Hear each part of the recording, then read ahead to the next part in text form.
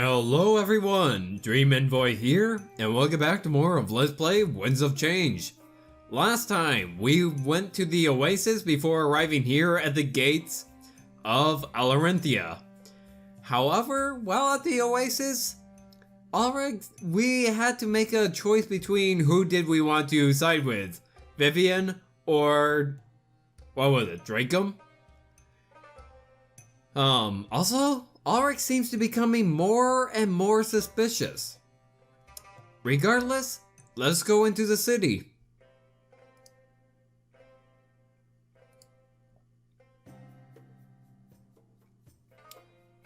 Well, we got a tavern. It makes me wonder if there would have been another heart-to-heart with Ulrich and Ulrich and Pro there. But it seems like our first destination is the town square. As soon as we enter the town square, Ulrich motions for us to stay close. People run amok while others try to peddle their wares, waving us over. It almost seems like Mazio, but the products must be different. Good. Tavern is in the same place. It's just over there, so we'll make it on time. He crosses his arms and looks around the town square. Then he rubs his arm in a way that almost hides his tattoo. But it's too late. He can already see the townspeople staring. Ulrich was definitely hiding something from all of us. I hate to say he's losing our trust, but he's definitely suspicious. Nothing he's told me adds up to what the Alarenthians have said.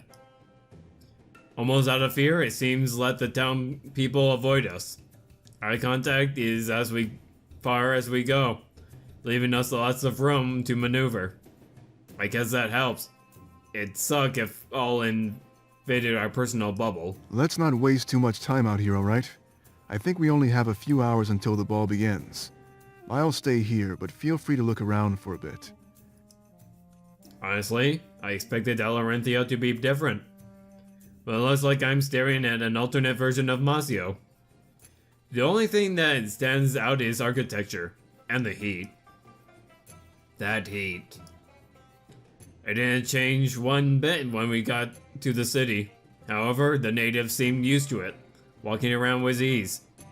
Most of them aren't fully clothed, wearing a getup much like Ulrich's. Well, with a steel-covered arm and all that. I guess it's my fault for expecting something different out of this place. Before we head to the tavern, I decide to look around for a few minutes. Oh, I guess we're heading to the tavern this time then. For once. Maybe it would be a good idea to talk to Ulrich as well. He's acting strange. That would be my #1 priority, and currently the only option anyways. Although we could get 2 books. Hey.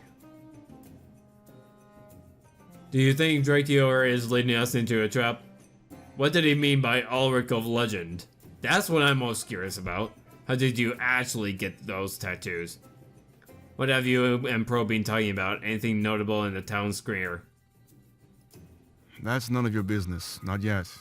Again, just trust me, okay? Please. There's lots going on that you don't know. That's not to say that you'll never know it. Just sit back and wait until the time is right. I promise that everything will make sense soon. Why not tell me now? That's what's so suspicious. I hate to talk about this, so I'll try making it quick. Vivian obviously isn't the first person to rebel against Alarenthia's laws. The first one, at least in recorded history, was named Ulrich, like me. Many people followed after his ideals, including my parents. So much so that they decided to name me after him. I don't like it. That's all it is, really. My name is a silly little tribute. Do you agree with Ulrich's? The legendary Ulrich's ideals, like your parents? I guess it doesn't help that I also actually look like him. Or at least all artistic and textual descriptions of him. A pretty cool coincidence, but that's all it is. Sure. You almost said 1,000. Please tell me you're talking about days and not years. I knew this stuff would come up as soon as we got here. Just remember, you've known me long before this trip. Don't come to judge me by the things these people say.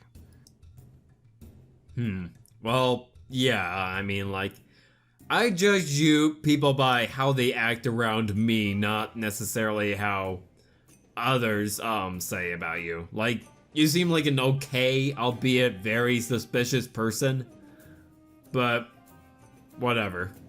Whatever. I seem like I said, you seem like a good guy despite being suspicious. So I'm not really going to pay attention to what other people have to say.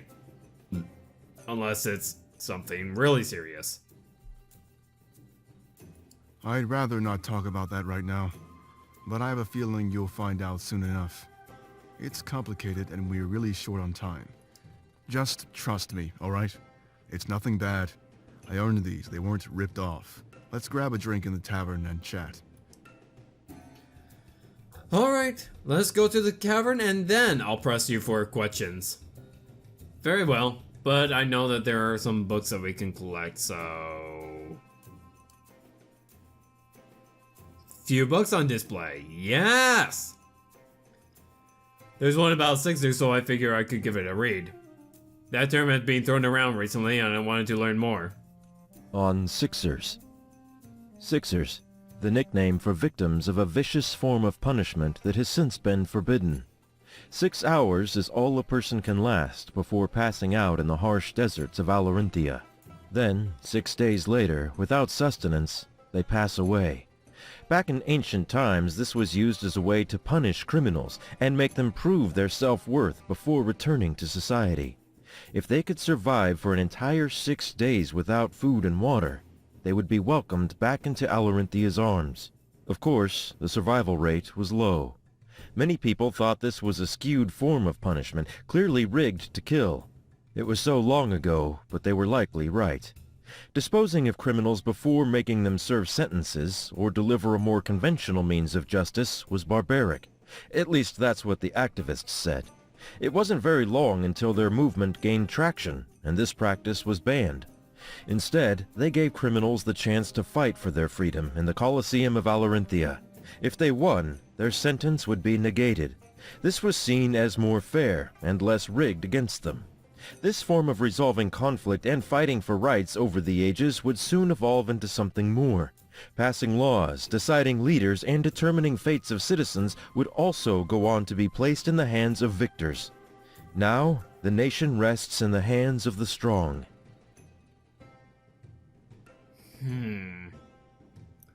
Okay, Ulrich said that he was a Sixer, but the thing is, they've been banned. So, according to this book, being the whole Sixer punishment being left in the desert has all be banned. So, it makes me even more suspicious about Ulrich's character. Furthermore, just another something to comment on a side thing. This seems very similar to something that I've recently heard about, how, in the past, during, trial situations where, the court was not able to determine who was a winner or... No. Couldn't the court... Let me try again. I'm terrible with words. Back in the medieval days, when there wasn't ways to prove or disprove somebody's innocence, their idea was that you can basically prove your innocence by way of dueling to the death. If you actually win the duel or your accuser dies, then you were proven not guilty. If you died, well then it must be because you're guilty and God had willed you to die. Problem is, people quickly caught on that this isn't very useful, because what happened is that too many people who later were proven to be innocent have been killed in battle. Had been killed in these duels, and that's why they were eventually banned. That's just a little bit of real-life European lore right there, and I just thought that was kind of interesting because the whole abandonment in the desert was ultimately replaced by these sort of duels which sound strangely similar to the real life duels that used to take place in courts in Europe. So I'm just wondering, is that really that much better? But then again, they're talking about how to punish criminals and how criminals earn their right to re-enter society, rather than the court system of figuring out if they were guilty of committing the crime in the first place. What Protest people are putting 4 times fast. Them was a curiosity I can't describe. However, Augury is pretty quick to put curiosity. Hey, cut that out. You have no idea what's in there. It could be drugs or illegal weapons. There are illegal weapons? Oh, of course, you have to improvise around here. Your goal is to always be stronger than everyone else. That requires some creativity, especially in weapon design. The Great Sword even originated in Alarinthia. You don't see many people carrying them on the mainland. I was raised with it though, so I can't use anything else. Whoa, that's pretty cool. I wonder what I can find then.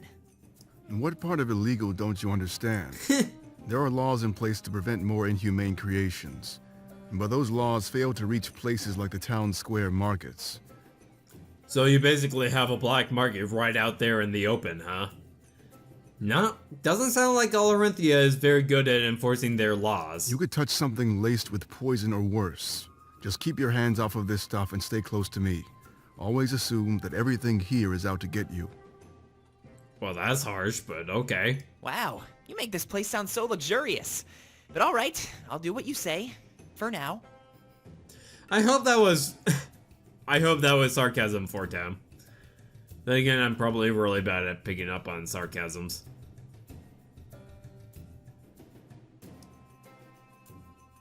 Galeron, a mission is more chaotic than Mazio. And that's definitely saying something. Valessa stands there walking intently. She seems very interesting. Is this place always so busy? Yeah, it can even get worse. The busy hours are closer to nighttime. But not tonight, with the ball and all. Do people live in their market stalls? Like Mazeo? No, not really. They get enough business to have their own homes. It's actually the opposite here. Running a stall is a sign of wealth. So the more you work, the more money you make. See, that actually makes sense. Don't you think? Yeah. Yeah, but it doesn't make up for the other shortcomings. The markets are busy and unsafe. People die all the time. It's a cutthroat culture here, so you're always in danger. Yeah. So, like, I understand. You need to work in order to make money. That makes sense. But it's no good if the system turns out to be dangerous. If I could choose a place to open up a shop, I'd choose Mazeo. It might be harder and less profitable, but it'd be safe. You wouldn't get caught up in other people's fights. That happens here? All the time. It's almost unavoidable. You can't turn around without bumping into anybody here. It gets worse the deeper you go, but we won't go that deep. Of course, the flowing of alcohol doesn't make things easier. People are always rowdy, looking for some fun or fight. You also wouldn't be able to get some peace and quiet. It seems to be a problem with the culture, though. Right, alright, you win. Why do so many people do it then? I mean, set up shop and put up with that. Probably because they don't know anything else. Getting to the mainland is the last thing on their minds. Wherever you grow up, that's what's normal to you. I guess that makes sense. Valinor is normal to me, and Mazeo is weird. But I bet it'd be the other way around for Dominic. Exactly. Now the question is, where is that last book? There it is. Rest the book about Draku's reign, so we can get a better idea of what Draku is like. Perhaps some young Alarinthians were reading up on them before the ball. It definitely paints a grim picture of the nation. Draku must be very strong. Draku's reign. In Alarinthia, a ruler is lucky if their reign lasts even a year. However, Draku has been in power for several decades. This is definitely unheard of. His power is immense, and any challengers to the throne are quickly defeated in the Colosseum without effort. Every year, Dracu hosts a ball in his castle and freely spreads his riches amongst the citizens of Alarinthia. That, coupled with his strength, keeps most of his subjects happy. Many are less inclined to insurrection, and those that attempt to dethrone him are easily defeated. He seems to have a stranglehold on the nation, but it is also one that gives the land a continued sense of peace. However, due to the way that the nation is run, it is only a matter of time until he is dethroned in the Colosseum. He will join the rest of Alarinthia's past rulers, none of which have succumbed to natural causes. Only the strength of others. Okay, that sounds actually pretty crappy, in my opinion. I mean, it doesn't really set up a stable government if you can simply overthrow someone just like... yeah, just like that. So I have to say it's almost kind of like a blessing that Dracu has stayed in power, especially since he seems somewhat generous. Like, don't get me wrong, he is rather controlling, but he is also very giving, and it makes me wonder, is he really that bad of a ruler? Don't get me wrong, this is a horrible culture, but I'm not sure if he's a terrible ruler. Either way, let's continue on. For once, we actually have to go to a tavern. We enter the tavern and make sure to stick close together. It was packed, noisy, and the patrons seemed pretty rowdy. Make sure to stick by Elric in case something breaks out. It looks just like I remember it. All these years and nothing has changed. I guess there's no use trying to change perfection. Yes, it looks much like it did in our time as well. If memory serves, Alarinthia is home to a unique wine, Monarch. If you have a drink, we would suggest that. Real life me actually does not care much for wine, but then again, my character in game had shared a wine with Valessa, so why not? Wow, he actually knows what he's talking about. I'm buying a few bottles to bring back to the mainland. The climate of Alarinthia affects the taste of everything. Some in a good way and some in a bad way. I won't bore you with the details, but the wine is great. Let's find Vivian and get everything started, shall we? Yeah, heat can and temperature can affect these sort of things, I understand. We all nod to one another and venture deeper into the tavern. It's an open place with no doors, and I can see right outside to the market. It makes things noisy, almost unbearably so, but I have to deal with it. We approach the bar. I assume Ulrich is going to ask after Vivian. I can't see Dracior. I look around and notice a bunch of eyes on us. Part of me starts to wonder if this was a trap. Something feels odd. A man sneaks up from behind us and stands between me and Ulrich. He has a drink in his hand and he slams it down on the table. Some of it spills on the bar. This man must be intoxicated. Hey, would you let me buy you a drink? Something tells me you're not from around here. I know a lot about this place if you need a tour guide. Don't worry, we already kind of have one. Before I can answer, Ulrich gently pushes them away. Look, we don't have time for any antics, but if you know where Vivian is, we could use some help. You're right about us being foreigners. We've come a long way. I just noticed, that guy who just came up. Look at that. Look at that, his wing is cut off.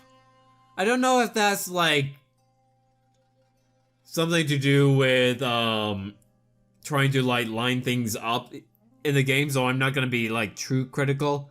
I mean, like, it could have something to do with like the dimensions and like how to get characters centered, because it could be possible that if you made if they don't fit into a certain dimension, things would be sort of off, but it is something that I could notice, and I'm not gonna be too critical about it because I've worked with games before and I know how things can be kind of tricky in that way.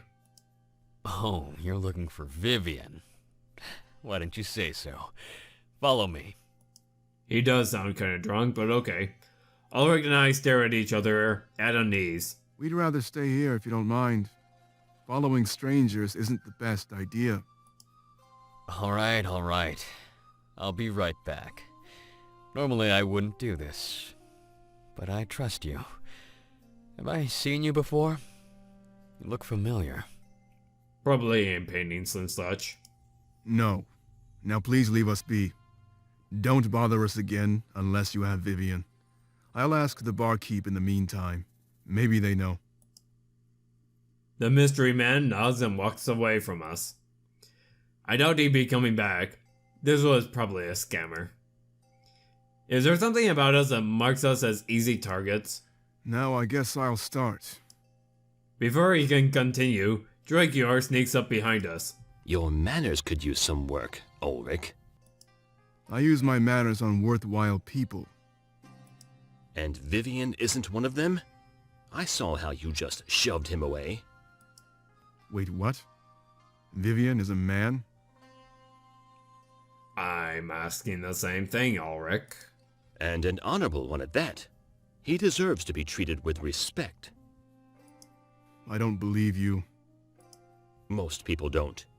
His parents chose the name. If anything, it keeps the assassins looking for the wrong person. Try and tell me you weren't looking for a female when you entered. Okay, did the parents have to go so far as to give him a girl's name? Why not a gender-neutral name, then? Ulrich shrugs. Drakior had a point, though. Let's get this over with, then. We need to talk about securing an alliance. Then we'll do the same with Draku and take the best deal. Vivian approaches us and stands behind Drakior. You told them? I was having fun, Drakior. That's in short supply these days. Thanks a lot. They're on a strict schedule, Vivian. The ball opens up in a matter of hours. Remember, you still have a move to make. Right. A challenge at the ball. Move aside. I'll explain our plan to Ulrich. If he has any sense, he'll aid our cause. Drakior nods and steps aside. Our comrades gather around, having realized what's going on. So Vivian is a guy? Guess so. I guess so. But don't say that too loud. Something tells me it's not common knowledge. Very smart. Helps you stay incognito. We were all looking for a girl, weren't we? Yeah, something like that. Either way, I'm glad this worked out. We should probably talk terms with him. You have a nice group of comrades, Ulrich. Start by telling me about him, though. Vivian stares at me with a reasonable request. My position beside Ulrich implied we were closer than the rest. This is the monarch, heir to the throne of Alestia. After we take down the Triumvirate, this is his world. A crazy claim, I know, but we have proof of everything. Vivian blinks a few times, clearly confused. Let's continue under the assumption that I understand. At the end of the day, you want my army to aid you, right? Right. Well, this is where it gets a bit weird. I want your army just as much as you want mine. Maybe we can come to some sort of conclusion? Go on. I'm going to Draku's ball and challenging him. Tomorrow, I plan to be fighting for the throne. We'll do it right. One last fight in the Colosseum. Good luck getting killed. I had Drakior stay at the docks to watch the new arrivals. If he found a group that looked strong enough, he'd tell me. You fit the bill. Better than anyone else. So he spied on you. He heard your group talking about a rebellion and a big army. That's when I knew we hit the jackpot. Our new target was clear. But to know you came here just for me? That's pretty flattering. Yeah, but we're talking about a different rebellion. If you help me take down Draku in the Colosseum, I'll help you. Oh. I can offer a few hundred men and maybe more from my throne. Who knows how many people I can rally up if I take over this nation. But you don't just care about power, right? You plan to change this nation for the better.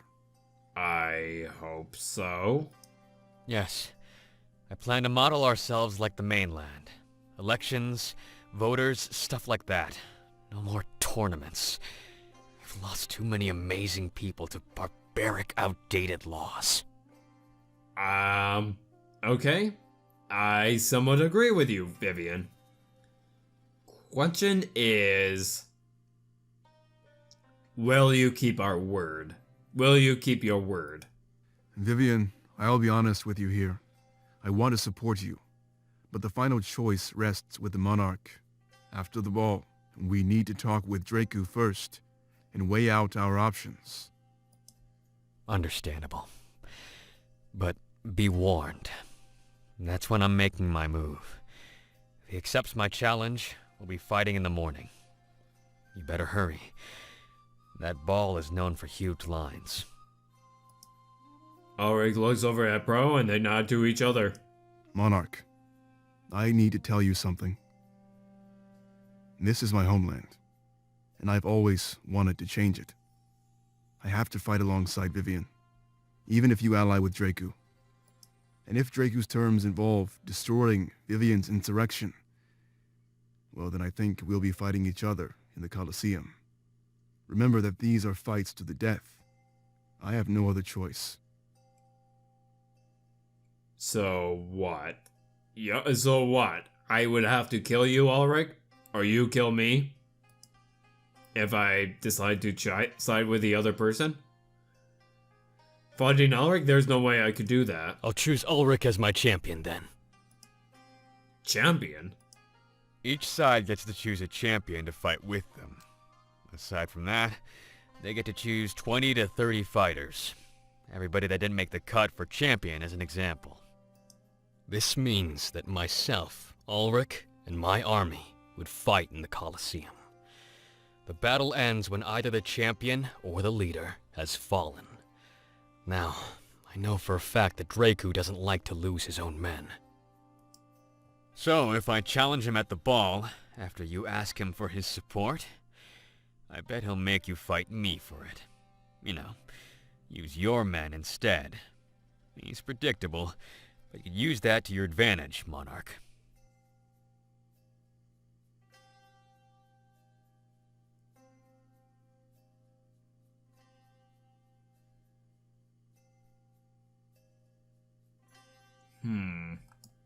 I hope it doesn't come down to fighting each other.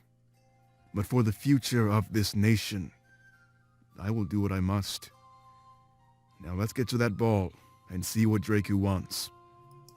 He's probably expecting you. If Drakior scoped you out, I'm betting Westy did too. That's Draku's right hand. Just be careful out there. Now I'm pretty worried. Because I don't want to fight Ulrich, but I'm automatically suspicious of Vivian. I'll be making my move right after he addresses his people. Make sure you're there. That happens in the throne room. Just don't make the wrong choice, Monarch. Go with me. That's a little bit biased, saying that your choice is the right choice. I decided it was the right choice. He smiled before walking away with Drakior in tow. So he needed us just as much as we needed him. I guess, in this case, that worked in our favor. I didn't expect Ulrich to side with Vivian, though. Doesn't surprise me, actually. I thought he'd wait for my choice and fight alongside me. To know we could be enemies in the Colosseum, that's terrifying. But it seems like a real possibility with each passing second. Guess Ulrich is more interested in chasing Alarinthia than siding with me. It makes sense for Draku to use expendable foreigners as his supporting fighters. Yeah, that's true. At the end of the day, it really only mattered who their leader and the champion were. Vivian and Ulrich? Draku and who? I guess we'd find out. We stay in the tavern for a while before leaving. However, our next destination was clear. The castle. Hopefully the line for the ball it wasn't horribly long. A heart-to-heart with Ulrich. Let's take care of that. Oh, right. Duh. We can't do them out of order. Never mind then.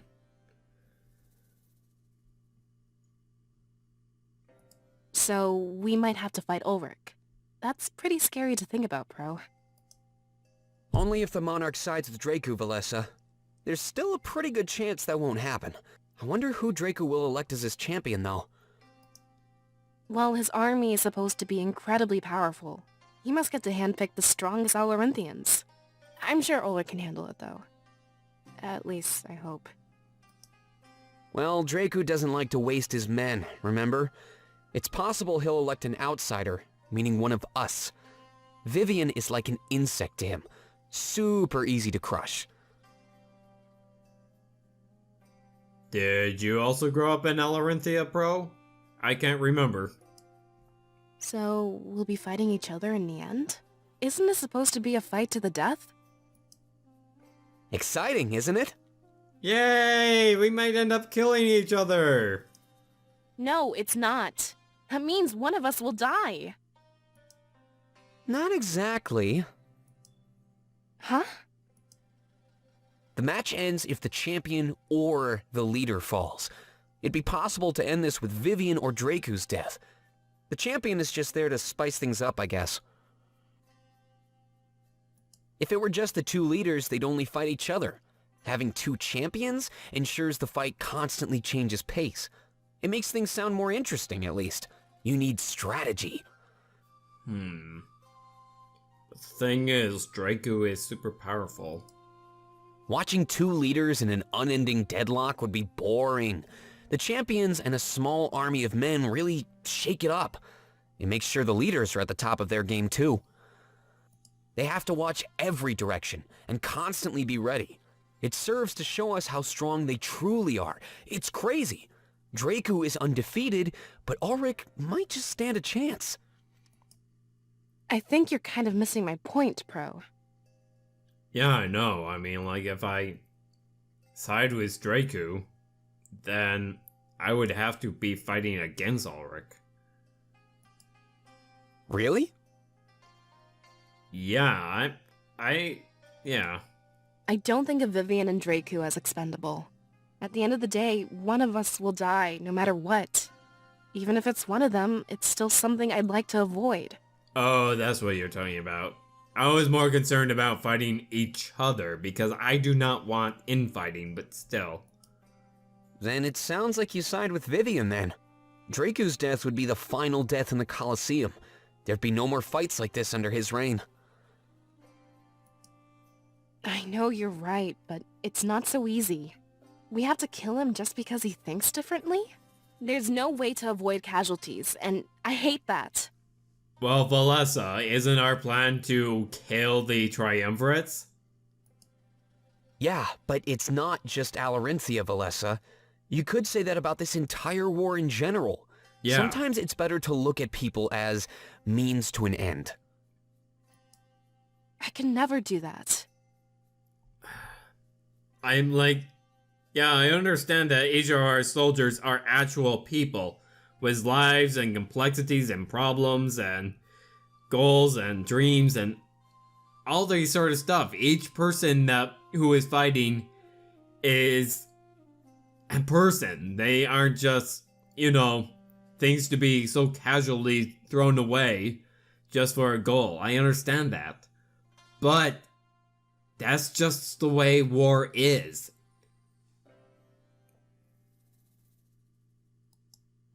A lot of people feel the same way, trust me. But that's probably why the Triumvirate is in charge. We need to start looking at things differently if we want to win. If we have to compromise ourselves, then is it truly winning? I don't know, Pro. I think I need a little bit of time to myself. Of course.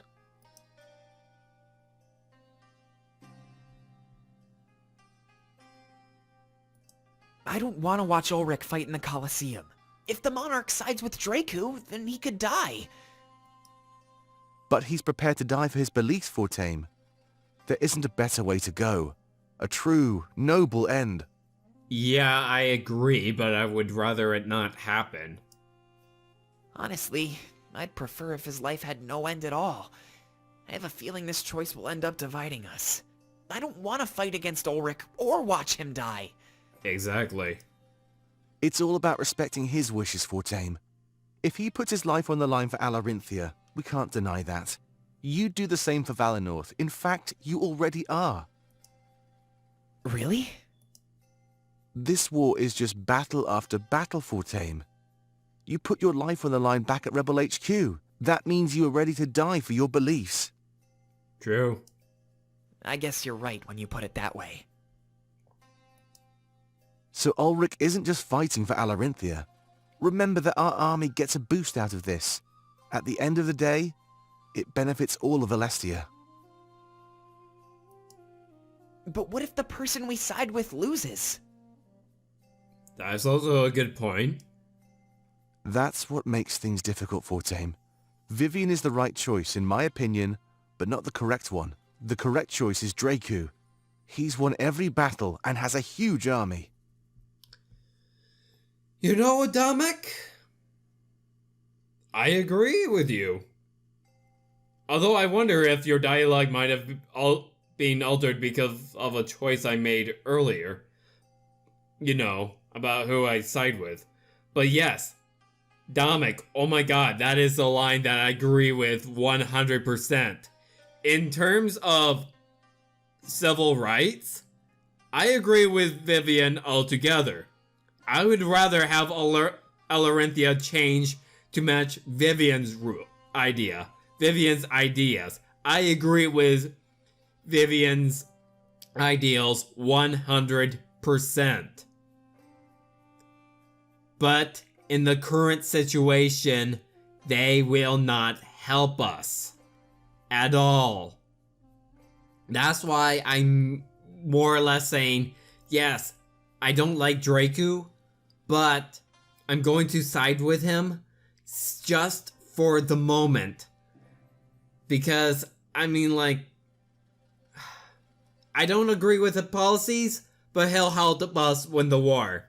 So I just need to just bite my tongue, side with Dracu, and then when we get rid of the Triumvirates, then we'll think about reforming Alarinthia. Hey, maybe Dracu will... I don't know, maybe Dracu will actually die in battle, who knows? Either way,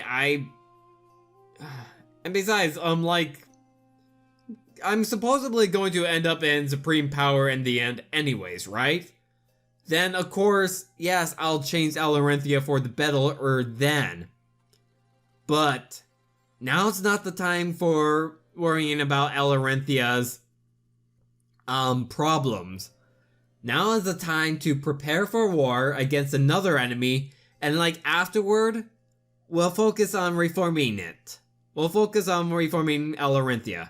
I do agree with Vivian, but Vivian is not the correct choice. I'll repeat what you say, Damek. Vivian is the right choice, in my opinion, but not the correct one. The correct one is Dracu, who has won every battle and has a huge army. This is pretty complicated. So far, every choice was concrete. There was no room to choose and then lose. Alarinthia is different than everything we know. I guess it makes sense that things would change once we arrived. The Monarch has a tough choice to make. It's a gamble at best. Fartam, don't act like this is the first tough decision that I had to make. I mean, remember when I tried to ask you for help back at the war table when deciding to either raise the dead or create more seers? Yeah, that was not an easy decision either. This is just another one. It shouldn't have to be that way, though. The future of a nation in our world is a gamble? That's bad news.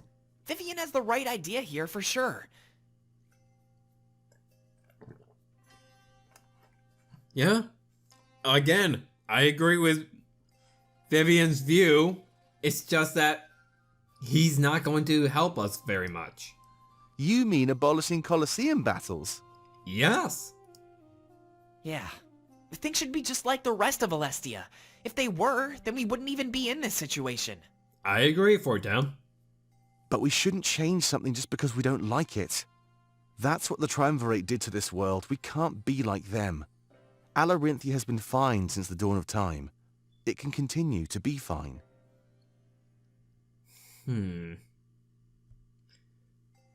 Not exactly like that, Dominic. Like,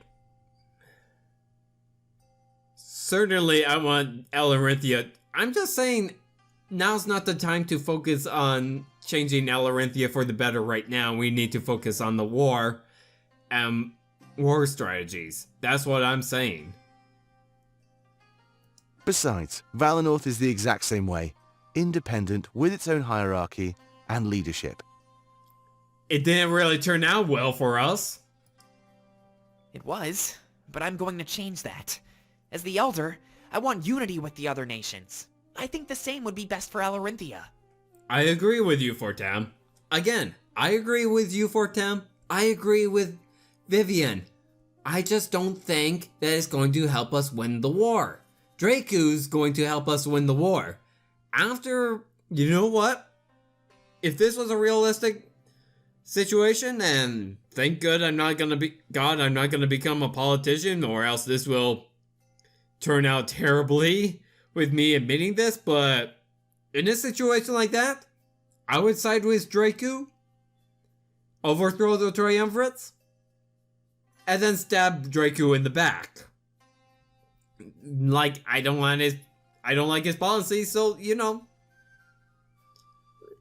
And, like, keep it alive, because he's gonna continue being useful to us, but then, you know, stab him in the back afterward. The Triumvirate changed this world to suit them, right? That's not what we are doing. We're liberating it, making it better. Our end goal is different, so I don't think we can be compared to them. And that's also a really good point. The Triumvirate kind of changed the world out of their own interests. We would more or less just, you know, giving that power to the people. You know? You have a point, actually. Maybe I've got the wrong idea. A flip coin does the same thing until it lands, after all. The truth is only shown after everything is said and done. Exactly! In that case, maybe I do side with Vivian. With Ulrich's strength, he may stand a chance. I hope the Monarch is on the same page as us. I am, but... I guess we'll find out once we get to the ball. But I wonder if Dracu will request our aid. And for that matter, who will its champion be? Gosh, I hope things don't get even more complicated. Not sure I could handle a web more tangled than this. Oh, come on. What's the worst that could happen? I want Alarinthia to change for the better. But now's not the time to be worrying about that. Not yet.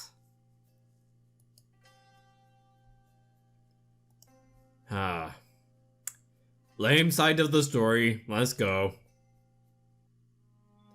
So we know before his masters, with Helen and Shane behind him.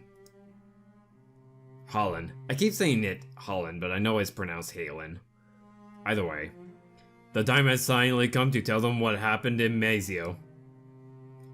Having Halen's support, however, meant they wouldn't learn the full truth.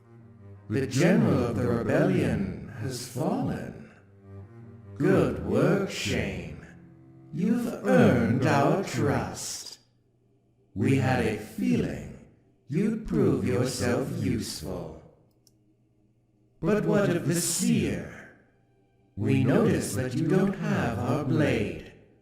This displeases us. Please, explain, Sophie. We thought it better to damage their morale. They have the blade, but they can never recover. Next time we see them, it'll be like crushing an insect.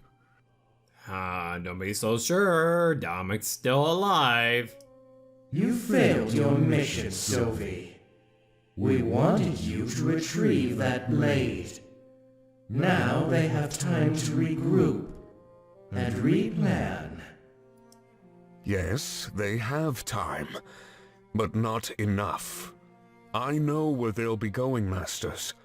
With your permission, I'll go and end this. End what should already be over? Sylvie, do you realize what you've done? There's a reason we needed that blade. But you failed to retrieve it, and let the seer get away. Any silver lining you can come up with is simply not enough. Dominic's death will only fuel them with rage to use against us. Well, not against you specifically. More towards just Shane. Only if we give it time to fester. We can leave immediately. Please. Time to fester? Too late for that, Sylvie. Helen, is Sylvie speaking the truth? Do you trust his ability to carry out another mission? Halen steps forward, nervous. Galbini looks at his masters. No. Sylvie looks shocked, as Halen had promised him discretion. He grits his teeth in anger, taking deep breaths, trying to stay calm. Tell us what really happened, Halen. We need to know, in order to plan our next move. Of course, Masters. Sovi failed on purpose. He had the blade and the seer's life, but took neither. I don't know why. I regret letting him run off alone. Halen! Sylvie's loud cry echoes through the Triumvirate's chambers. His masters shake their heads, clearly displeased at this news. He planned to deceive you all along. In fact, he had me promise to lie as well. I did, but I planned to tell you regardless. Helen kneels down, swearing fealty. I am unable to lie to you, Masters. You gave me life, and for that I am grateful. Shane and myself can carry out the next mission. At this time, Sovi is unfit for duty. It pains me to say, but it is the truth. The Triumvirate pauses, thinking for a few moments. An eerie silence fills the room before they speak again. Sylvie and Helen, both kneeling, look up at their masters. Rise, Grand Inquisitor. Sylvie slowly rises, his fist trembling with anger. No, not you, Sylvie. Oh. What? Grand Inquisitor, please rise. They're talking to Halen. They say again, and Halen looks around confused.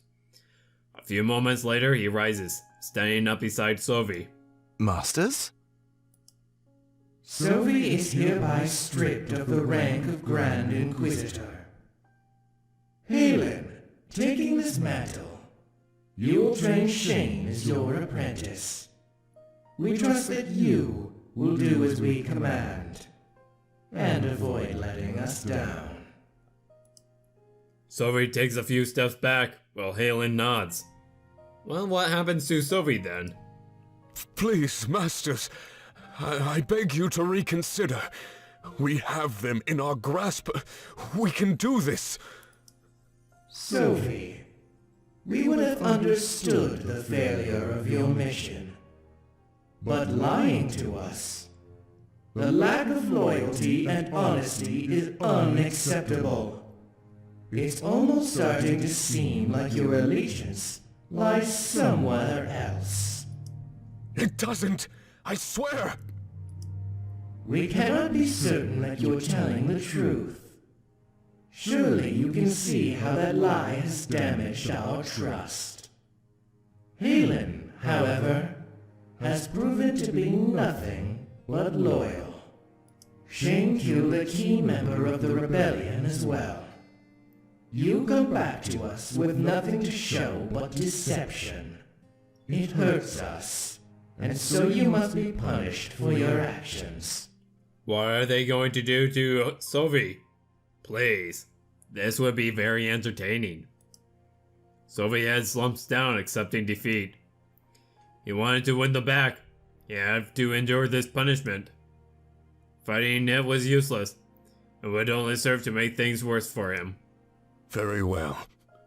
I understand. But know that I will make this up to you. Until you need me again, I'll be in my chambers. He starts to walk away, but is quickly stopped by his masters. No.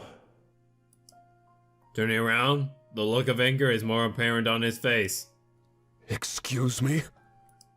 Your punishment must be rather severe. Without that blade, we are vulnerable.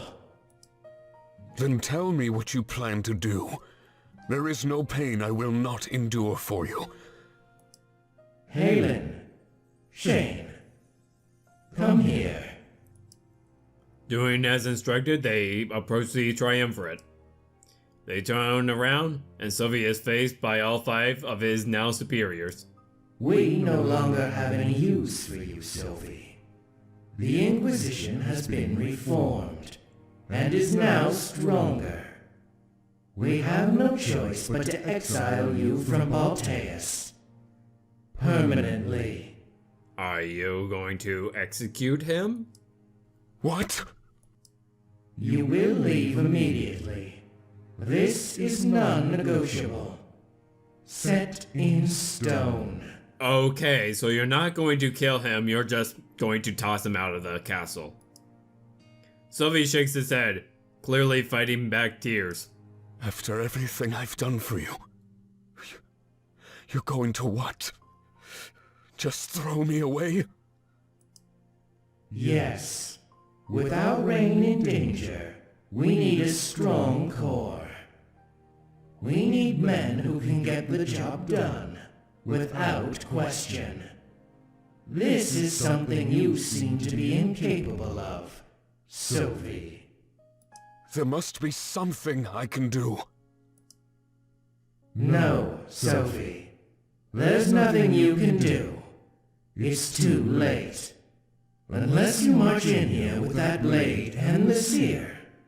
Well, to put it bluntly, we never wish to see your face again. Harsh! I mean, justified, but harsh. And boy, and this scene almost makes me feel sorry for Sophie, but then I remembered, alright, Sophie is a horrible person. So, Sophie is no longer Grand Inquisitor. Okay. I think I'm going to end the part here. This is proving to be an exceptionally long video. If you like this part, go ahead and hit that like button. Leave behind a comment, I would highly appreciate that. If you do decide to subscribe, be sure to hit that bell icon to stay notified. I hope to see you guys next time.